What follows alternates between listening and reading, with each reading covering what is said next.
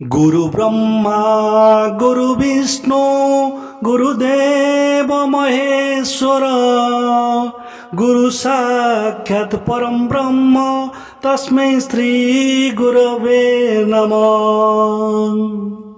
गुरु हेउचंती ब्रह्मा विष्णु महेश्वर बा शिव सम्मिश्रण रे जो शब्द सृष्टि सेई पवित्र शब्दर नाम गुरु।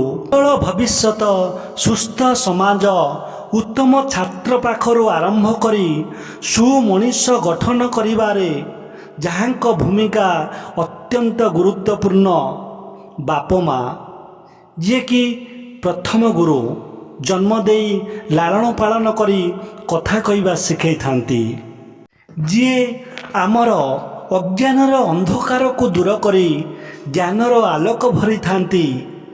तांकरी नीति पथ मार्गरे परिचालित होई बा तांकरी अमृत शिक्षा को पान करी शिष्य सफलतार ऊर्ध्वरे चढ़ी उज्जवल भविष्यत गढ़िबारे सक्षम होता है। सी होउचंती आमर द्वितीय गुरु शिक्षक बा शिक्षा गुरु।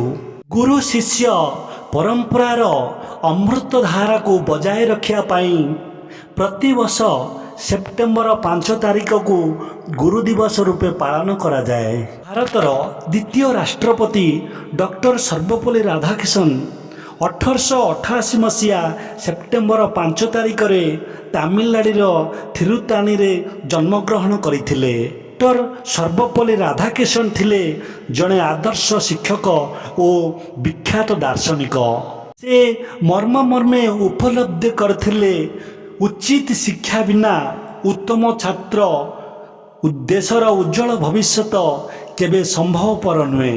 गुरु शिष्य गोटाए मुद्रार दुई पार्श्व सदृश, सेमानक मध्यरे समन्वय पवित्र संपर्क रहिबा उचित। गुरुंक प्रत्येक वाक्य को शिष्य अक्षर अक्षरे पालन कले कठिनरु कठिन समस्या को सहजरे समाधान करि पारिथाए।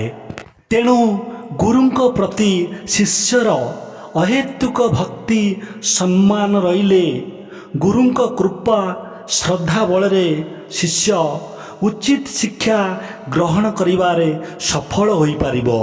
गुरु शिष्यर एही पवित्र संपर्क भक्ति सम्मानर सुगंध पुष्प को गोटाए सूताक्षरे गुंथि रखी जुगे जुगे को मन रखिया पाई से निजर जन्मदिन को गुरु दिवस रूपे पालन करने को परामर्श देइथिले।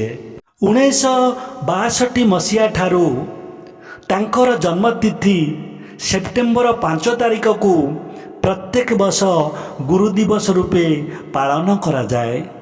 जेउ केते जनक गुरु भक्ति देखी स्वयं ईश्वर चकित सेमानक मध्यरे उपमन्यु आरुणी एकलव्यक नाम पुराण रे वर्णित। कहा जाए गुरु को नमणिब नर गुरु ही साक्षात ईश्वर।